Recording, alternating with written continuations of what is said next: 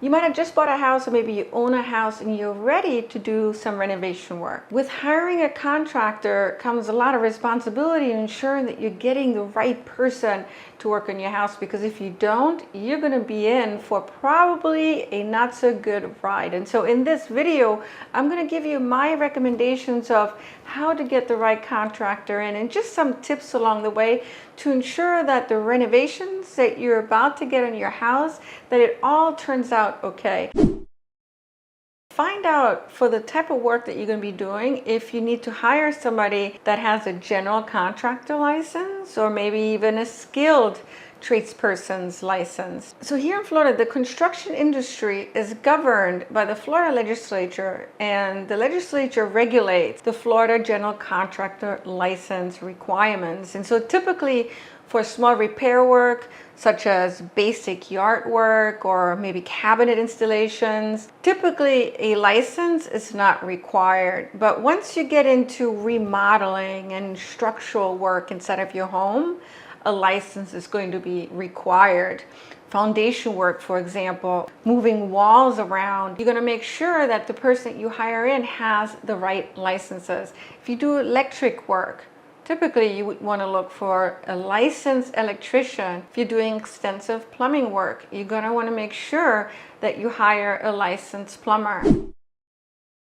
Now, let's just assume you found the right people, they're licensed. Or so they tell you. Make sure that you verify their license. I would not take their word for it. I would actually double check it with the DBPR. So there's a website you can go to, you plug in the person's name, and you can verify their license. Too often than not, I've actually caught contractors lying about the name of their business and the fact that they've had a license. So make sure you verify that information. It's your right to do so. Doesn't mean that you don't trust people.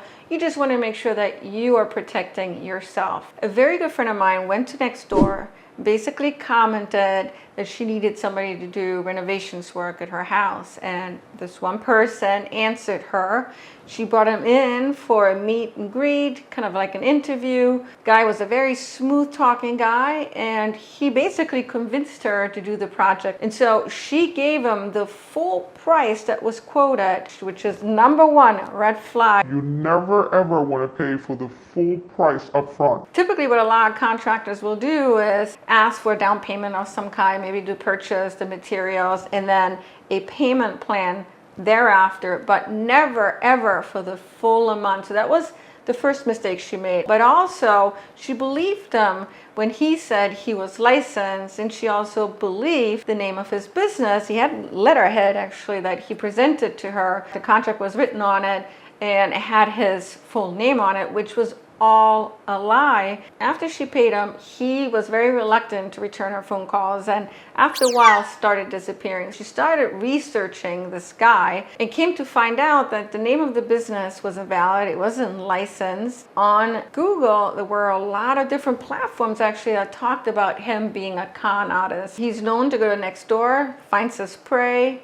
asks people to pay him up front, and disappears. That's how he makes his money. Had she done her due diligence, had she researched him beforehand, this probably would have never happened, and she could have really avoided a lot of aggravation and the loss of the money. This whole big story brings me to my next point, and that is make sure that you research your contractors. Best thing is to actually get them through a friend referral, but still research the contractor, make sure the person is truly licensed. I would check their Google reviews online to see what other people are saying. If there's some negative comments, it's going to give you some things to think about before you move ahead. Now, you found a few contractors that you feel really good with. They come with referrals, or maybe they have really good Zillow reviews. You verified their information, they're legit. What you want to do is talk to at least 3 of them and get them to quote the job. Unfortunately, there's a lot of contractors out there that are really exploiting the shortage of labor situation and spiking up their prices just because there's no other option, or maybe the waiting period is too long for another contractor. Make sure you get plenty of quotes and don't feel pressured to signing up with somebody right away. So I'm going to draw from my own recent experience, and that is I am getting hurricane-proof windows. Actually, they're going to be delivered fairly soon, in a month's time, but I went through the research process months ago. I think it was almost a year ago at this point. The window installation was really pushed out because there's a lot of demand for hurricane-proof windows. But as I'm going through the research stage, I ended up deciding on 3 different window install providers, and all of them came with recommendations. So I had 3 providers that I talked to, and the prices ranged by $40,000. The most affordable was $80,000, and the most expensive was $120,000 and $125,000, which was just absurd. So there's a lot of people out there taking advantage of others who are doing remodeling work, unfortunately.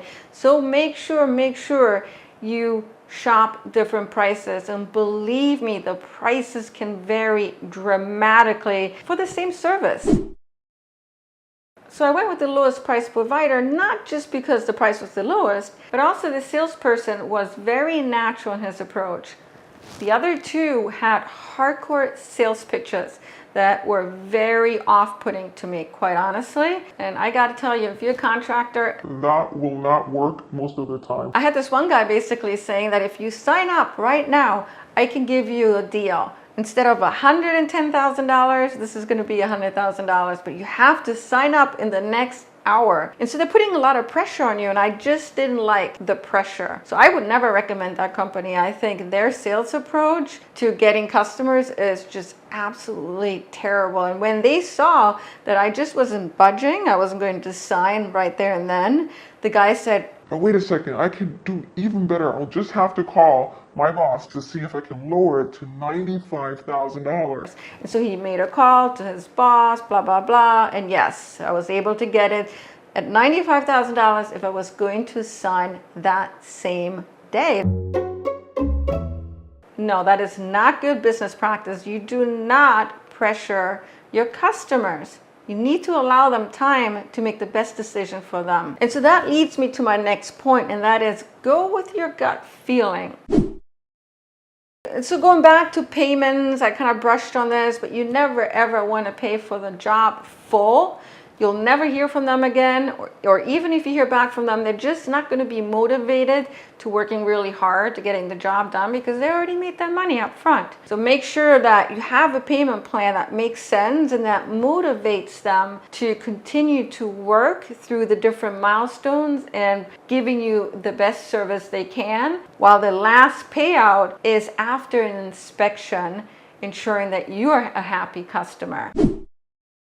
For some minor renovations, it might actually make more sense for you to just learn how to do it yourself. And there's just so many YouTube videos that can teach you how to do it yourself, such as painting. So I just recently painted my fireplace because I called people to come in, handymen, and they just were too busy or just wasn't big enough of a job for them. So I decided, you know what, in the interest of time, I'm just gonna watch YouTube videos and we're gonna get it done. So in my household, we've taught ourselves how to hang up mirrors, of course, paint, change doorknobs, fixing the ground, just easy stuff that no handyman is really going to want to come to your house for because there's just not enough money to be made. There's plenty of renovations jobs out there right now, shortage of labor, that I feel like unless the potential job is worth $3,000 to $5,000 and up, it's like pulling teeth to getting people to come in, to even providing you for a quote. So basic things, maybe teach it yourself. YouTube videos is a great place to start. Do me a favor, let us know what else we can watch out for in the renovations process.